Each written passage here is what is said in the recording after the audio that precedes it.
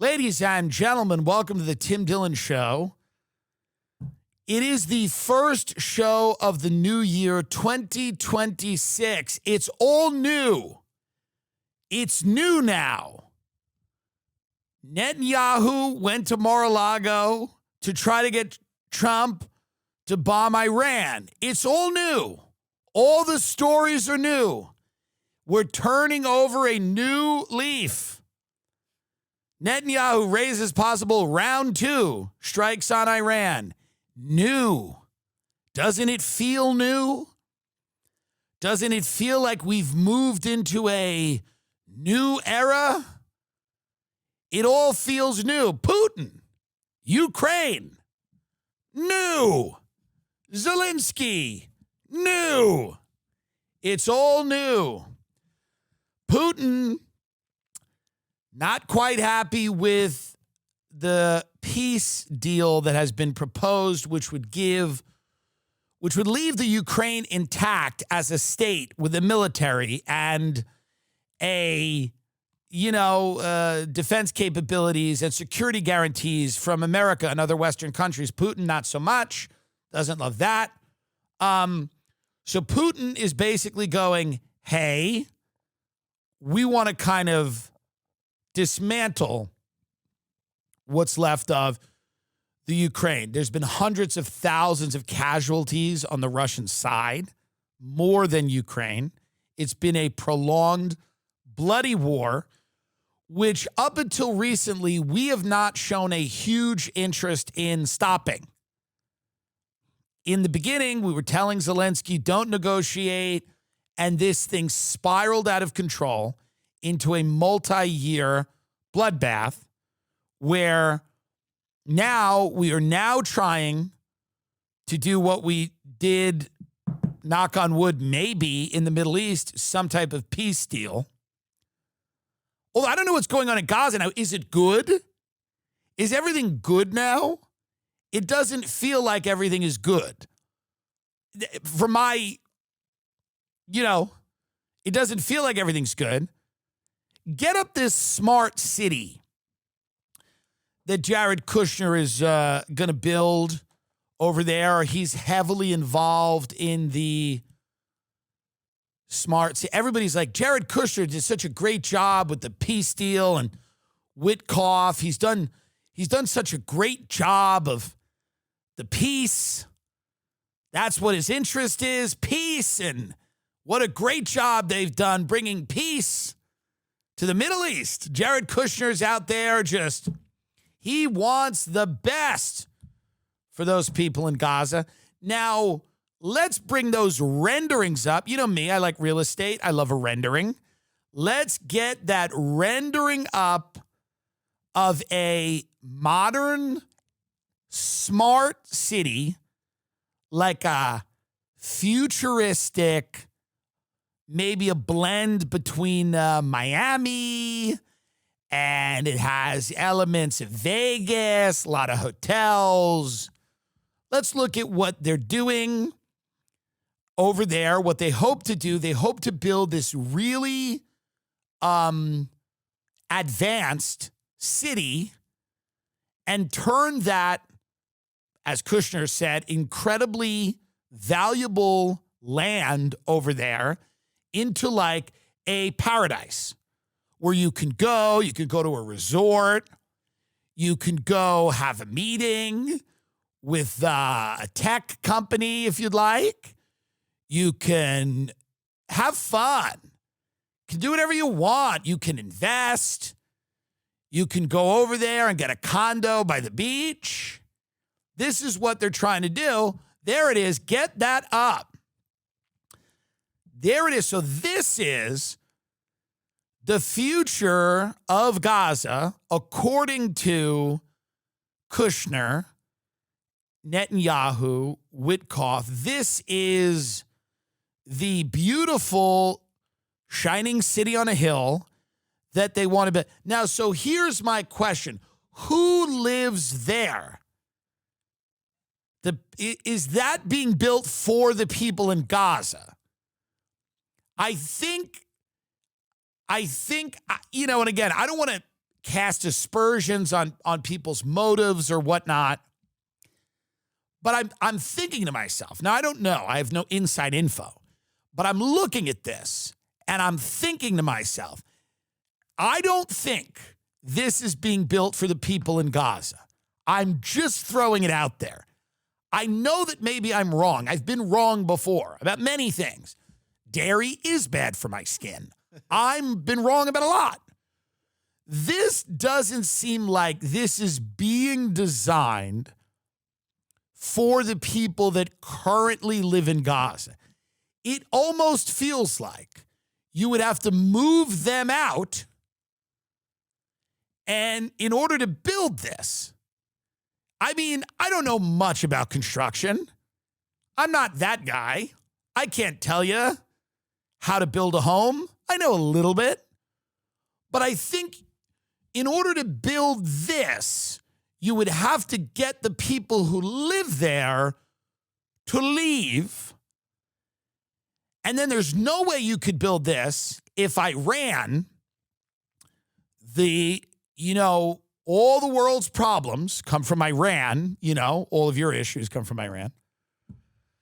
It's why you can't afford a house. It's why you don't have health care. Iran! It's because of Hezbollah in Lebanon.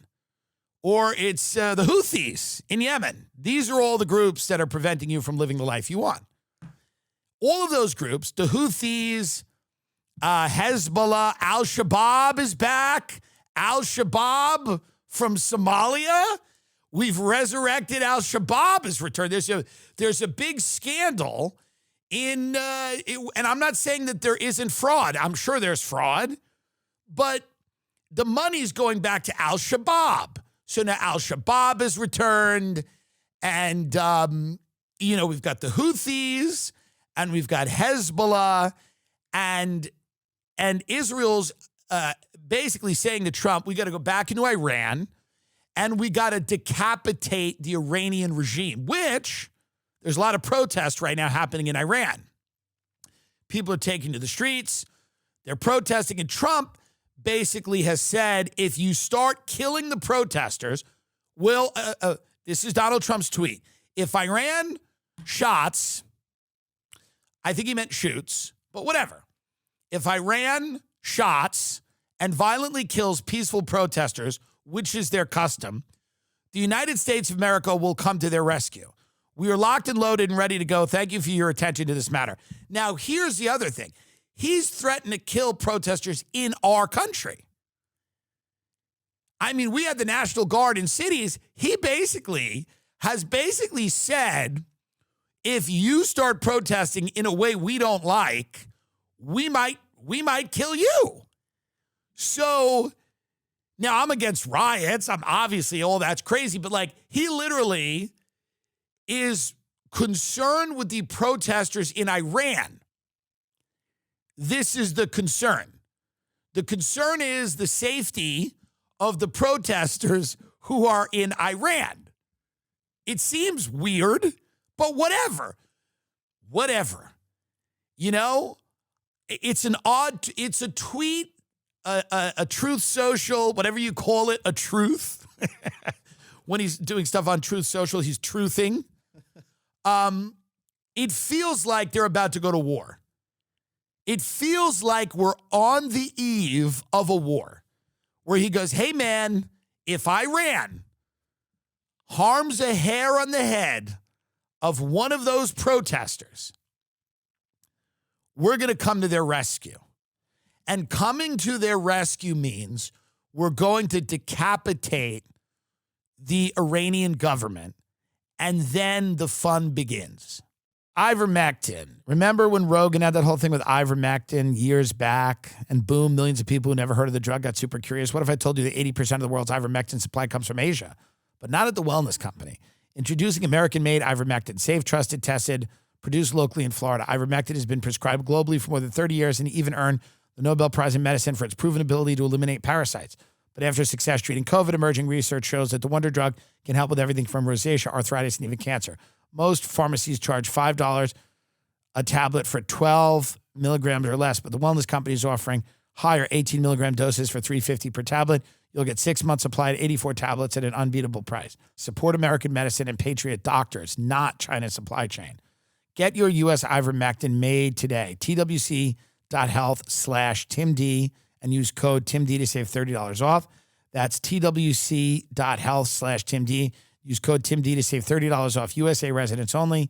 I know Israel's going to build this beautiful city, and they're basically like, well, listen, we can't build this city if we have Iran backing all these proxies, right? We can't do that. We're not going to build this beautiful city for the Palestinians. Remember, it's all for them. We're not going to build a futuristic tech hub for the young boys and girls of Palestine without knowing that Iran could send proxies over and ruin it. So for the people of Gaza, for the good of the people of Gaza, we must decapitate the regime in Iran so that we can safely build a futuristic tech hub for the children of Gaza. You're welcome, children of Gaza. In order to give the children of Gaza a futuristic tech hub, the ones we didn't kill, the ones that are left, limbs, they may not have all their limbs, and their parents might be dead, but when they see this futuristic tech hub, they are going to love it. These buildings of steel and glass, the most modern architecture. I mean, all of these buildings, climate control, biometric identification. I mean, it's going to be big. And the kids of Gaza are going to look at this city and go, you know what? My mother starved to death in front of me, but I'll tell you this, that's a beautiful fucking bridge. That is a beautiful bridge. Trump administration reps have just revealed a grandiose $112 billion plan to rebuild war-torn Gaza into a futuristic international destination dubbed Project Sunrise. It's a new day. It's a new year. What did I tell you? Project Sunrise. Isn't it nice? And the people from Gaza, now this will probably take, this is going to happen in phases. It's going to be a decades-long thing. But, eventually the kids from Gaza are going to be so impressed by this city that it's going to be an international destination. An international destination. The 10-year development plan, which is pretty ambitious when you look at what they want to do, but you know what? They've cleared a lot. They've already done the clearing. A big part of construction is doing the clearing. They've done it.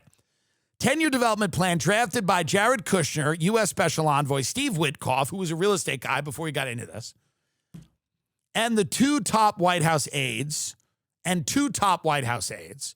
is currently courting investor countries with a 32-slide PowerPoint presentation detailing the bold plan to renovate burning rubble into beach resorts.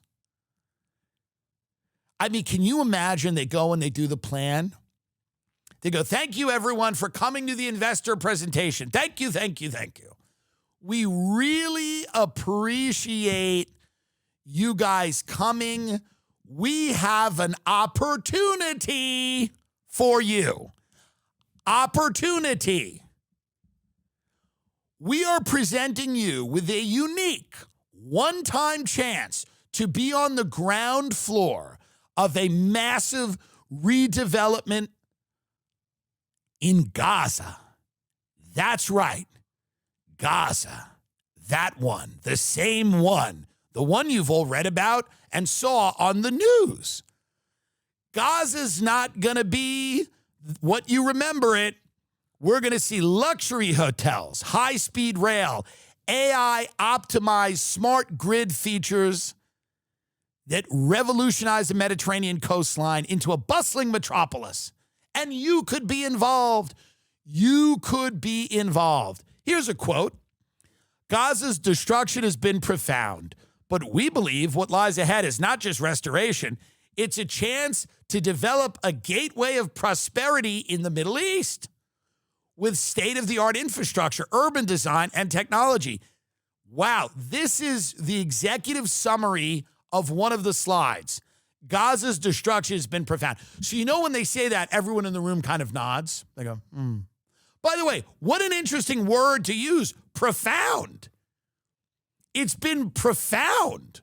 What an interesting word. Not tragic, not terrible, not regrettable even. Profound. Gaza's destruction has been profound? What an odd way to say it. And then all of the investors in the room, they nod because, you got to have that solemn nod. That solemn nod before you start licking your chops and getting really excited about all the opportunities that are going to arise, We know Gaza's destruction. It has been profound. But what we are seeing now is not just restoration. We're seeing luxury. The opposite of death is luxury. Listen to me. The opposite of death is luxury. It is a life forever. It is an AI-driven city, a smart city, which washes the blood away with AI smart grid features. You will forget these people ever lived here. No more olive oil. We're going high tech. Reimagining Gaza as a smart city with tech-driven governance and services. Tech-driven governance and services. And it's coming to a theater near you, by the way. Tech-driven governance.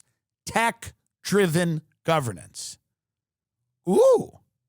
Sounds lovely, doesn't it? Modern telecom and satellite solutions for enhanced connectivity, secure digital identity, and trust frameworks. This is part of their core infrastructure package. Now, by the way, I want you to picture this. They're in a hotel, and there's a bunch of people sitting around the room. They're drinking coffee and water, and they have folders. The folders have been handed out by an expressionless woman who is handing the folders out to all of the different billionaires in the room, centimillionaires, people that run real estate investment trusts and whatnot, hoteliers, restaurateurs. Imagine a Carbone in Gaza. It's spicy rigatoni in Gaza. So they're all there. Now, they won't admit to being there. They are all there. I'm telling you. And they are all chomping at the bit to get involved. So the woman, the expressionless woman, hands out the folders. Now, by the way, there is the sticky issue of the genocide. The genocide is not like it happened 20 years ago. It's really fresh. The wound is open. So they've got to just kind of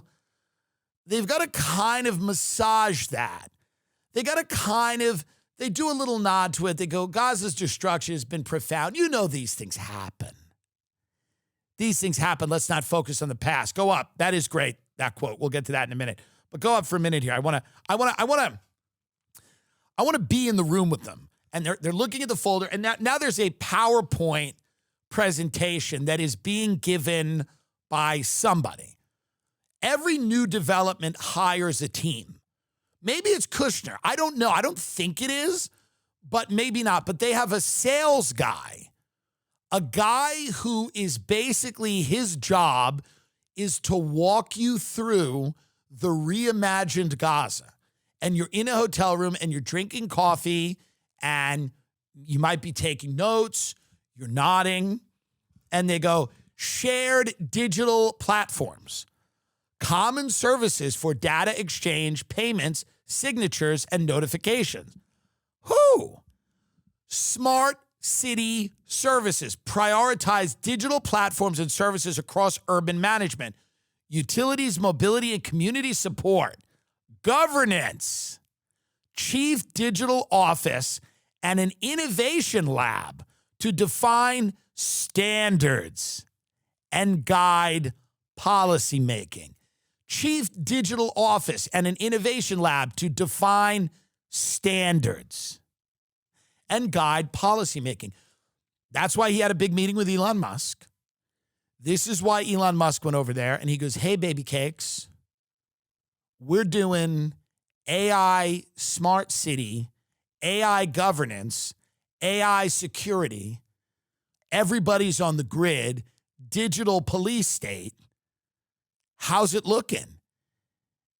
And people like Musk are going to be very, very involved in the creation of this. They are going to be the tech overlords that work with people in the U.S. government, the Israeli government, assorted billionaires from around the globe to create this. Now, go down to what you were showing me because I thought that was a funny sentence. This is from an article in the New York Post. Though the plan mapped out distinct phases of construction, it did not provide details for housing the 2 million Palestinians who would be displaced during the massive construction necessary. Odd. That wasn't a slide. That wasn't a slide in the presentation. There's an estimated 68 million tons of rubble. 68 million tons of rubble in Gaza after thousands of Israeli airstrikes leveled cities during the 2-year war. U.S. officials who have acknowledged the proposal are skeptical that it will come to fruition because a condition would be Hamas agreeing to disarm. Witkoff, meanwhile, met Saturday in Miami with high-level delegations from Egypt, Turkey, and Qatar to discuss implementation for the second phase of the Gaza ceasefire plan. It's going to happen. What they are describing here in some form is going to happen. The plan is not to put the people in Gaza into rebuild Gaza for them. That's not the plan. The plan is to have exactly this, a luxury, international travel destination. That is the plan. The plan is not, and then, that thorny issue might come up at that meeting. Probably not, because, everyone's sitting in the hotel. They all know they're getting a presentation. Like, they used to sell, and they still do, timeshares in America. What a timeshare meant was like you could buy a share of a vacation home that you and your family could use a few weeks or months out of the year. And the way they would hook you into this is they would go, we'll give you a free vacation, but you have to listen to the timeshare presentation. And basically what they're doing here is they're going, come to our presentation. We know we're not going to leak your names. We know you might not want to be there on the record. We know it's in bad taste, but we got ideas. We got renderings. We got a new development. We're going to make this city into something special, and we all want you there. Netanyahu, Musk discuss future of AI in Israel in conference call. Netanyahu and Elon Musk discussed advancing AI and autonomous vehicle cooperation in a call confirmed by the Prime Minister's office days after Musk drew criticism for a viral X post about Jews and whiteness. X is a show. People are just tweeting things or whatever. Where's the money? Where's the actual money? The money is in making sure you are exporting AI technology to Israel. X, you could say whatever you want on X, but the actual deals are going to be in, and I think Qatar is going to play this like buffer role because Qatar is throwing a bunch of money around. Qatar wants to be involved. Israel's not going anywhere. And Iran is the one that has to go in the minds of the people that are trying to make this project a reality. They want the government of Iran, which again, I don't hold water for the government of Iran. I don't care. I feel bad for people who live in Iran who are being oppressed. Like I feel bad for people that live in countries all over the world whose governments are oppressing them. Now, do I think it's a good idea to engage in a large-scale decapitation of the Iranian regime, like a massive bombing campaign and then potentially boots on the ground in Iran? Absolutely not. I think it will be a disaster. It'll bankrupt America, and it will cause terrorism all over the world.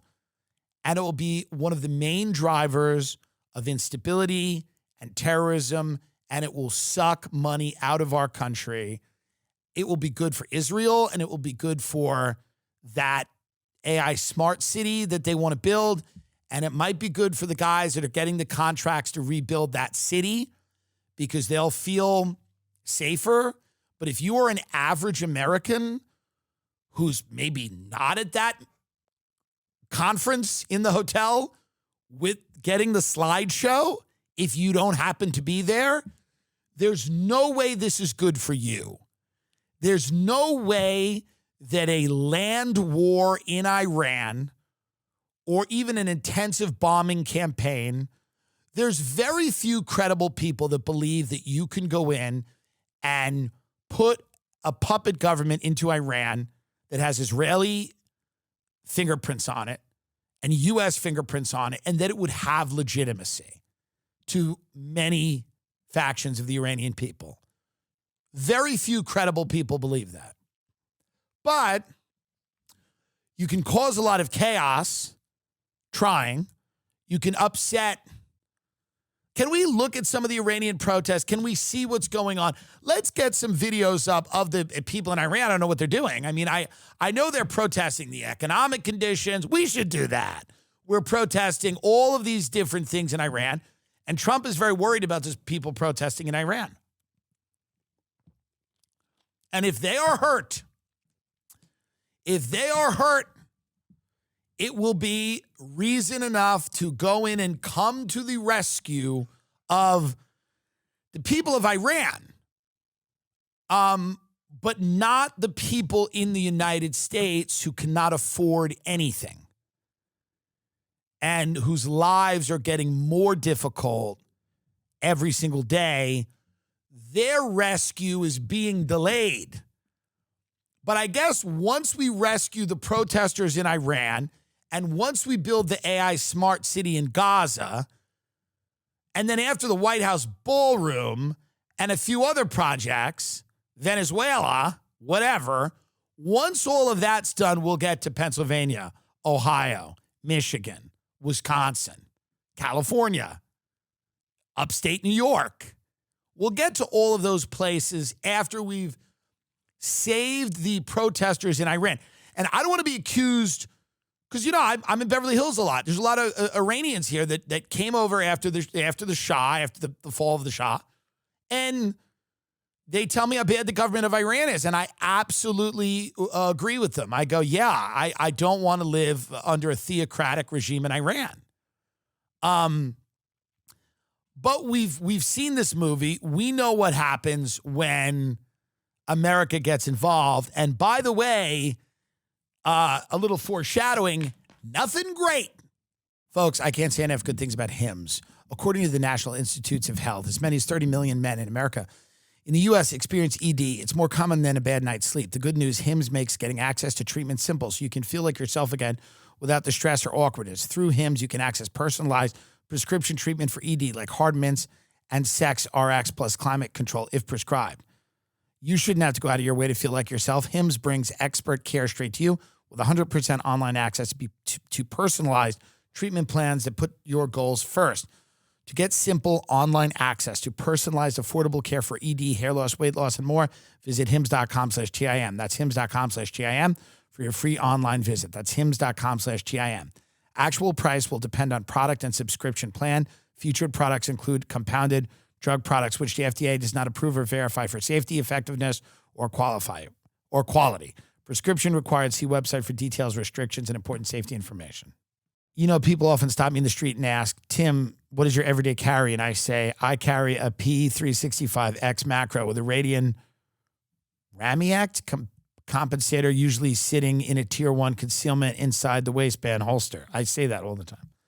Sometimes I even ask, what is my truck gun? In my case, my Bentley gun. In that case, I tell them I'm rocking a 14.5-inch Geisley Super Duty. I'm not poor, and I wouldn't be using a Palmetto State Armory. Come on. I mean, I mean, who's writing this? Can anyone consult me before they write this? Who is right? Is this like the guy at the company who goes, I'll be a comedian now? I'm going to do this. They say, wow, that's awesome. Where'd you find that stuff? I tell them I found it on armslist.com, the world's premier firearms classified website. Listen, this dumb copy notwithstanding, it is a good idea to have a gun. Armslist.com has been serving the Second Amendment community since 2007. You can find local deals as well as licensed vendors all over the country. For a limited time, Armslist is extending an exclusive discount to Tim Dillon Show listeners. If you head to armslist.com and use coupon code TIM to get your first month of premium membership for just 99 cents, that's pretty cool. Join the fight and come get what they want to take right now at armslist.com. And remember, folks, don't tread on me. Fun copy. All right, let's watch this a little bit. Can I hear that through this? Overinflation, eroding living standards in Iran, causing protests. Gunshots and unrest were reported in multiple cities nationwide.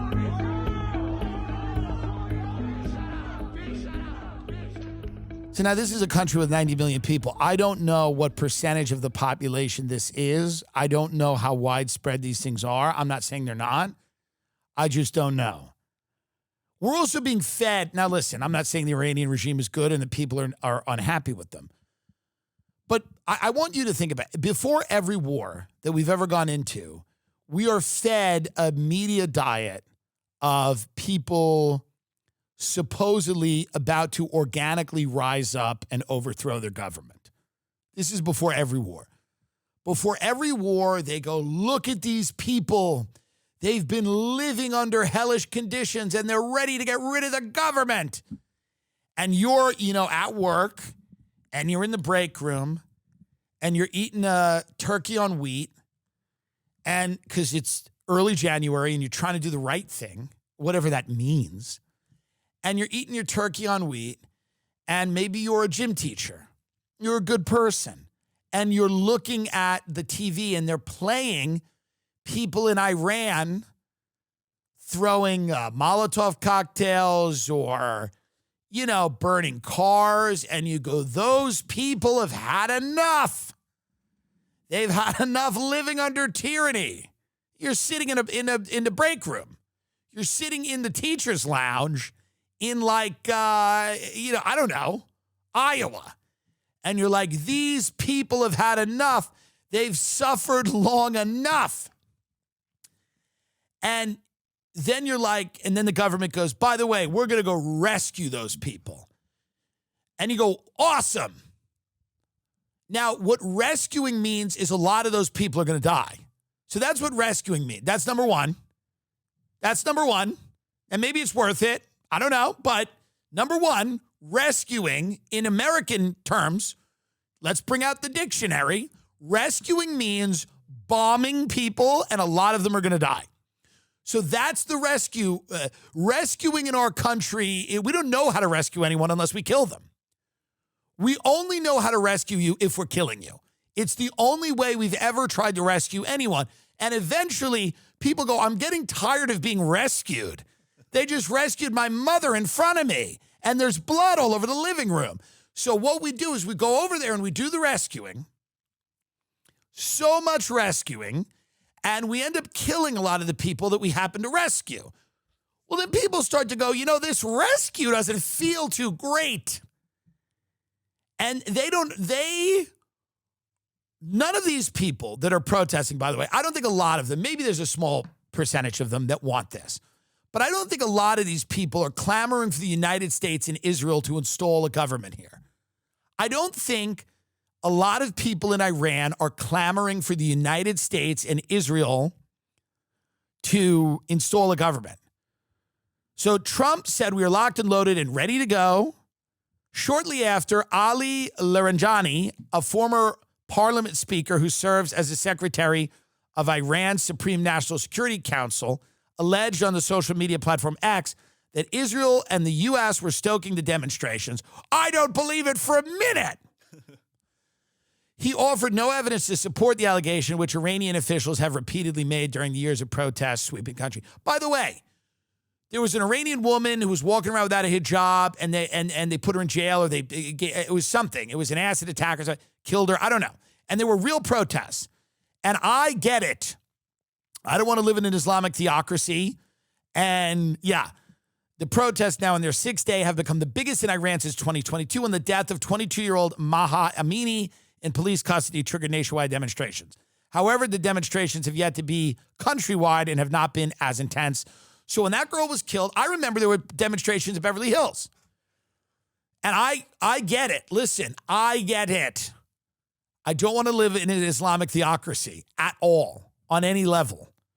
So I completely understand why people who do live in one do not want to live in one. And in fact, want the government who's using a perverted sense of religion to go around and essentially be a fascist government and kill people. I completely understand why people in Iran would not want to live under that government. How many of those people want to live in a U.S.-Israel puppet government? I don't know. I don't know. And what do you do with the ones that don't want to live under a U.S.-Israel puppet government? Because there's like 90 million people in the country. What do you do with that country? When you knock out the leaders, what exactly do you do? How does this work? How do you play? By the way, everyone in our country hates each other. The two opposing factions in our government hate each other. Okay? And we're a pretty fucking advanced superpower. And it's not working. It's not working here. You know, it's very difficult to imagine how you would go to Iran and install an effective government when we barely have one here. It's barely working here. So what exactly would you do in Iran? And again, ears are open. I'm not trying to, shut down anybody's enthusiasm about this project that was hatched at the New Year's Eve party in Palm Beach. The New Year's Eve party at Palm Beach, okay, where this was hatched. And I know it's been hatched before that, but I'm not trying to dampen anyone's enthusiasm for this. I'm sure it's a great idea. Because these ideas always seem great. Because here's the bottom line. The bottom line is this. The Iranian government is bad. And you go, yeah. And I see these people on social media, and the people I like, I don't dislike these people. And they're going, I want to visit Iran. And I can't. And I'm Iranian. And I can't go back to visit Iran because the government sucks. And I go, I feel bad. I'm sorry to hear that. That is unfortunate. And I am sorry. And then they go, the government is illegitimate. And you go, okay, all right. I mean, it is a government. I agree with you. It's not ideal by any means. Okay? And we need to, and we need, the Iranian people deserve to live in a free, open, and prosperous society.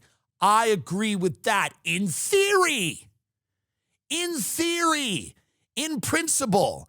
I'm allowed to agree with you in theory and principle. If someone came up to me and says, I deserve to be rich and hot and have a family that loves me, I would go to that person, I'd go, I agree with you in theory. How are we getting there? How are we getting there? This is what no one ever asks. How are we, forget the pie in the sky, theories and all of that. How are we getting there? How are we getting to rich, hot family that loves you? I'm not against that.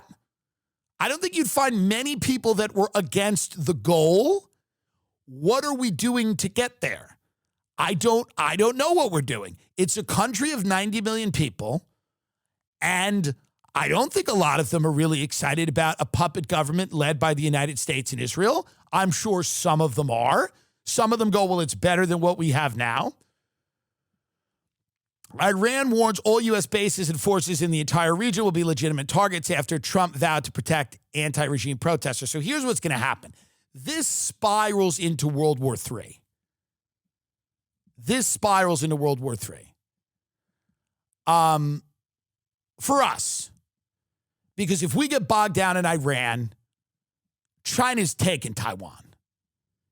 There's no way China's not taking Taiwan if we're bogged down in Iran. Why wouldn't they? Why wouldn't they? They're taking, if we're busy in Iran, China's going, guess what? We're taking Taiwan.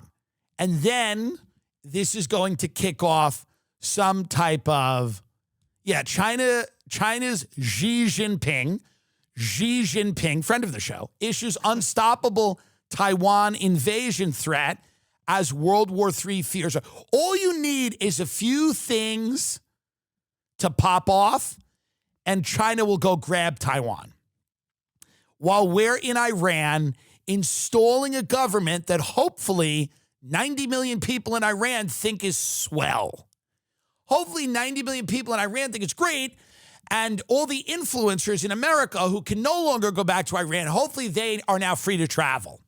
So in order to make influencers in America happy that want to go back to Iran, we engage in a full-scale invasion of Iran, boots on the ground, decapitation of the regime, a multi-year rebuilding process where our troops are sitting ducks for terrorists and other remnants of the regime that splinter off, blah, blah, blah, blah, blah. China goes and takes Taiwan, and Russia goes and swallows Ukraine while we're doing this, by the way. Most likely result, maybe not, could be wrong. Could be wrong about that, but it doesn't sound crazy. Doesn't sound wild. Here's the thing. All these influencers who want to go back to Iran, we have mountains here. Iran and LA kind of look similar. Google Iran, Google Tehran, hit image. Google LA, hit image. I'm going to solve the problem right now. I'm going to solve it right now. Try to find Tehran city view. Yeah, okay, there you go. Make that big. I want everyone to look at this. All these influencers who want to go home. Take a look. Take a look. There's Tehran. Pretty. Get LA up. Hit image. This is how we can do it. Very easy. Go to the first picture on the left. There it is. You did it. You're home. You're home. You did it. You're all here anyway. There's a lot of people that live in LA from Iran. So how about we do that? And by the way, LA, if you don't know, isn't thriving. LA isn't thriving. So we have people here that live in Los Angeles, a city that is doing, by any stretch of the imagination, terribly. It's doing really bad. And they're going, wouldn't it be nice if I could go back to Iran and I could travel freely in Iran without any problems? Well, a lot of people feel that about LA. Wouldn't it be nice to live in a house that wasn't invaded by criminals? Wouldn't it be nice to live in a state that knew what to do when we had natural disasters? Wouldn't it be nice to live in a state where homeless people didn't shoot up fentanyl and die in front of my children as I walked them to school? That's more of a pressing issue than what's going on in Tehran. Now, maybe it's my fault that I don't think about the political conditions in Tehran more. This is probably something I should be doing. It makes me a heartless psychopath to not think about the political situation in Tehran. Can you get Netanyahu on Iran, by the way? Can we get a little video of Benjamin Netanyahu discussing what's going to go on in Iran? And now you're going to see all of the people that switched after Trump. If he does this, if he goes into Iran, and we get bogged down or mired down or whatever it is, if we end up doing this, all of the forces and the people that told him to do this will quietly reinvent themselves as Democrats once they have destroyed the brand of the Republican Party, which is exactly what happened after George W. Bush and the Republican Party was completely destroyed. A lot of those people reinvented themselves as Democrats and said, we're actually going to support Hillary Clinton because her brand is not tarnished as much and she loves war. And then they went and they said, well, she lost. We're going to get in with Donald Trump. And then when Trump's brand was damaged, a lot of them switched over to Biden. And now they're back with Trump.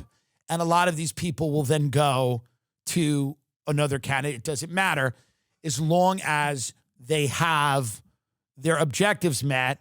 And their objectives are like getting this in. I love this. Americans who are defaulted on their student loans will have their paychecks garnished starting in January. So people who have defaulted on their student loans, people who have not paid their student loans back, starting January 7th, let's watch this. Starting January 7th, the fun is over.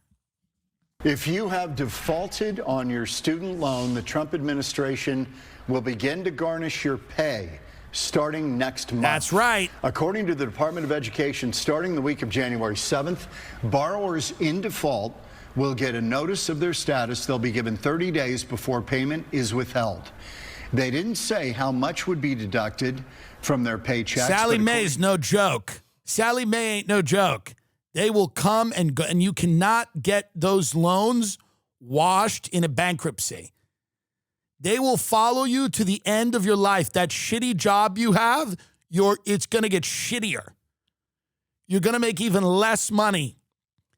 And you're going to remember college. I hope you had fun. I hope to God you had fun at college. I hope you fucked a lot. I hope you made a lot of lifelong friends. I hope it was a ball. I hope every day was an unending, orgasmic, life-changing experience because you are about to pay for that for the rest of your life. That's the way the American economy is set up now. You go to college, you have 4 years of fun, hopefully, and you pay for it for the rest of your life. The rest of your days on earth that you draw breath, wherever you go, McDonald's, doesn't matter. You are in McDonald's handing a McGriddle to someone in the morning rush who's pissed. They're taking that money from you. There's no job you can escape.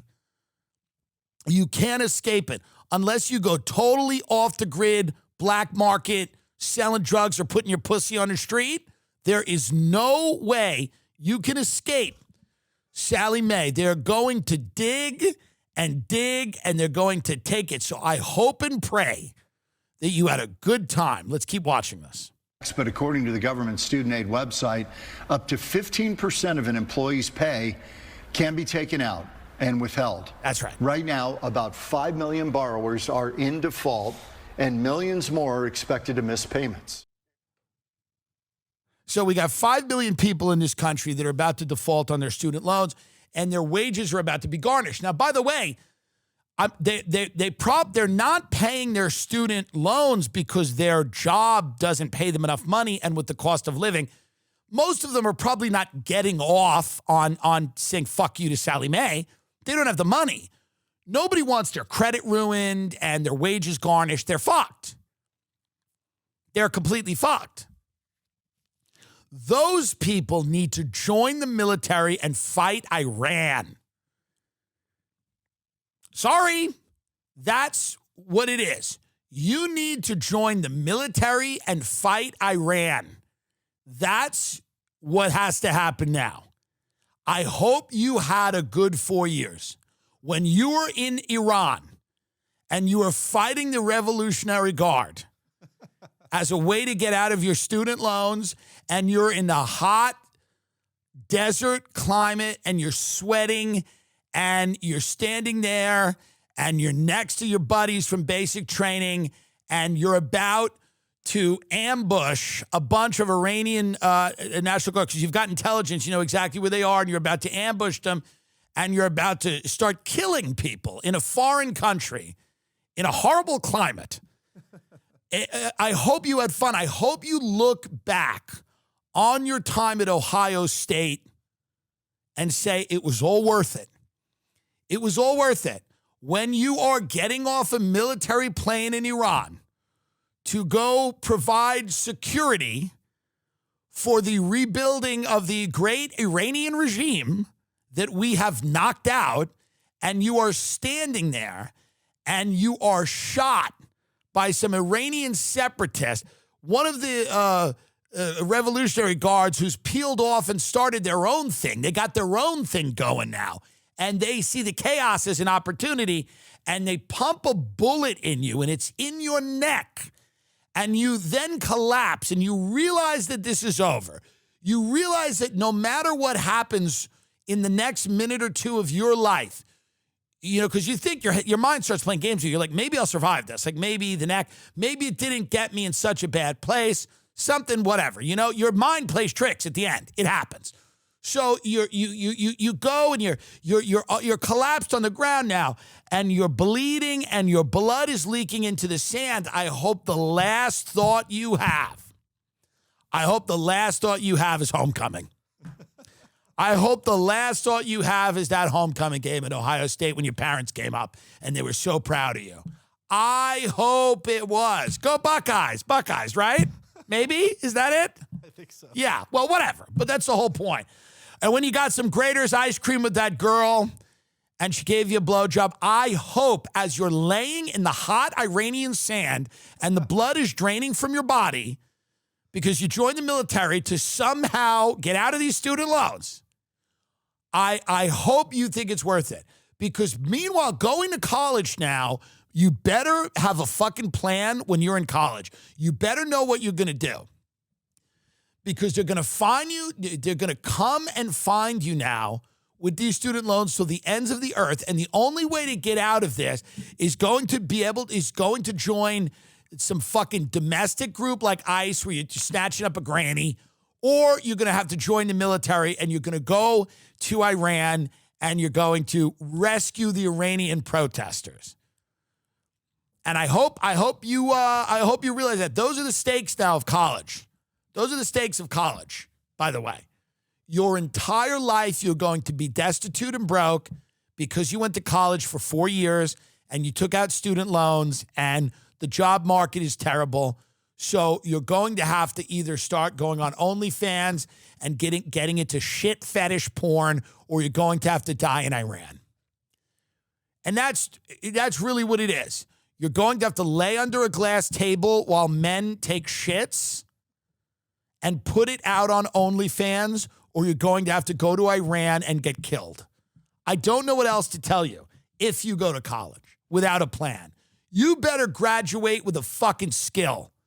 You better graduate with it. Your parents should make you watch shit fetish videos on OnlyFans because you're not going to be hot enough to do regular OnlyFans. You're going to have to go deep and dark.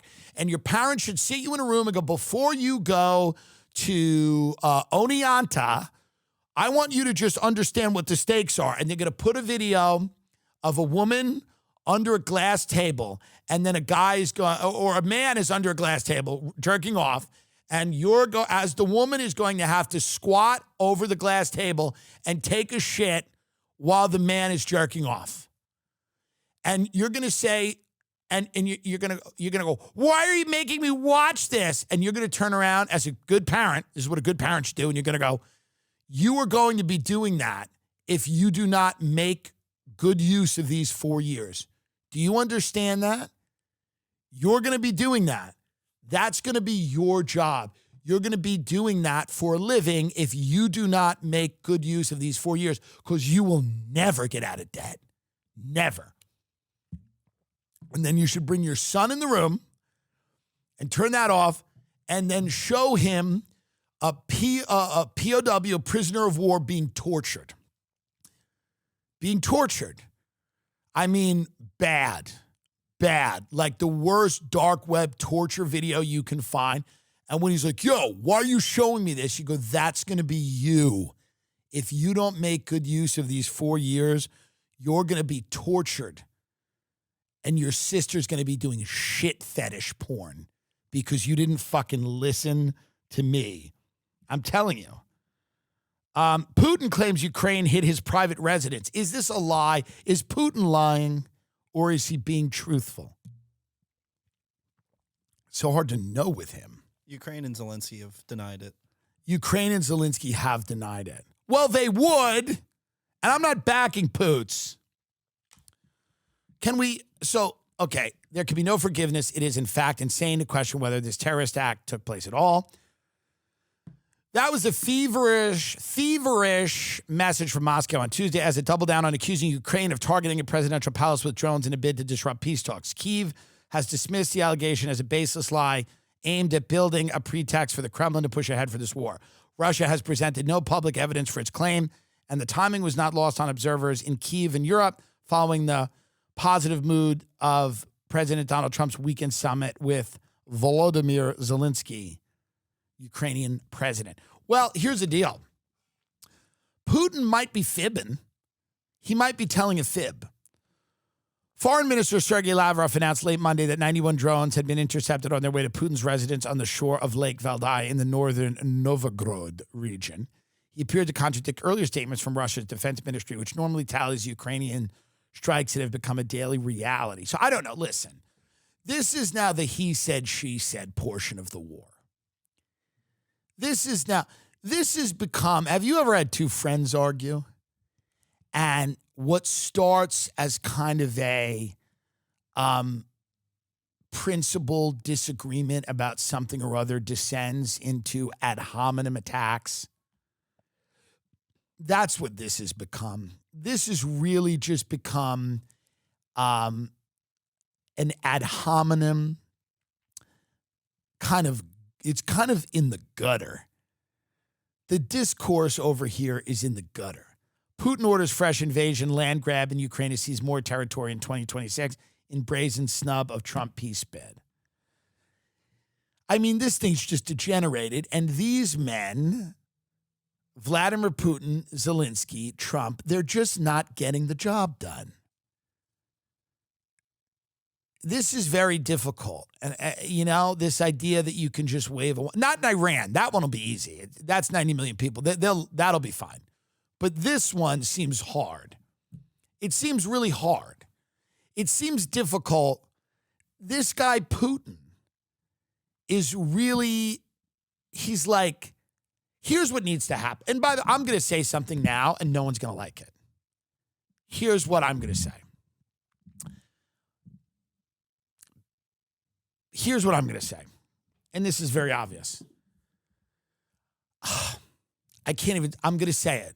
I'm going to say what needs to happen. No one's going to like it. I hate being right. I hate being right. And I don't want this to happen. Can I speak here for a minute with everyone privately? Can we have a private discussion? Can we have a private discussion? They have to kill Zelensky. They have to kill him. Putin will not stop unless Zelensky is dead. This is obvious. Zelensky needs to give his life for his country. He needs to be killed. If he is not dead, this war will not end. I believe that to be the case. I could be completely wrong. I'm sorry about it. I don't want Zelensky to die. I'm not on Putin's quote unquote side. I'm telling you, realpolitik, looking at this in a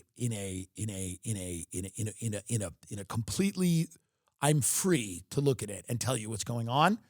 If Zelensky is not taken out, I think it's personal for Putin. I think the drone attacks that the Ukraine, I'm sure with our help, successfully pulled off were those drones. It was a brilliant mission. We're in those little sheds. Remember that? And the tops came off and they took out. Listen, this has now become personal for Putin. And I believe if Volodymyr Zelensky is still alive, or at the very least running that country, I just don't believe this is ever going to work. So I don't want this to happen. I'm not saying this is going to happen, but I'm saying if Zelensky is still running the show there, it feels personal that Putin is not going to come to the table. I believe there's too much bad blood. That's what I believe, and I think that either Zelensky needs to step down, or if Putin were to eliminate Zelensky, then I think you would maybe have some chance of peace.